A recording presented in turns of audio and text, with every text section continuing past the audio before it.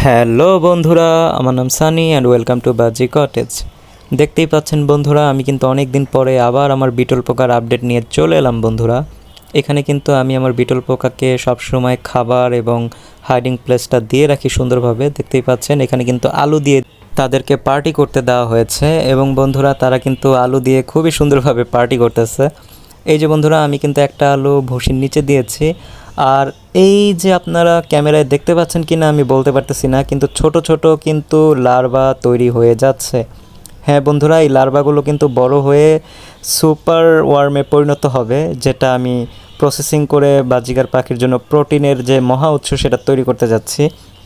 এই যে বন্ধুরা, আমি যদি ক্যামেরায় দেখাই যে ছোট আকৃতির একটু নাড়াচাড়া করতেছে একেবারে মাঝখানে আবার সাইডে, এগুলোই হচ্ছে মূলত বিটল পোকার লার্ভা।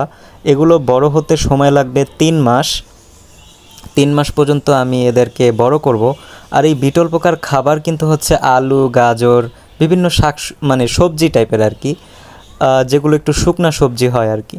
দেখতেই পাচ্ছেন হাইডিং প্লেসেও আমি একটা আলু দিয়ে দিয়েছিলাম। ওরা কিন্তু আলুর একেবারে মানে ভিতরে আলুর মধ্যে তারা ঢুকে যেতে চাচ্ছে আর কি, এতই তারা মানে পাগল হয়ে যাচ্ছে খাবারের জন্য। মানে তারা কিন্তু মোটামুটি খুবই একটা মানে ব্যালেন্সের উপরে থাকে, তারা কোনো প্রকারের অসুবিধা আমাকে দিচ্ছে না। তারা জাস্ট নর্মালি তাদের কার্যক্রমগুলো পরিচালনা করতেছে।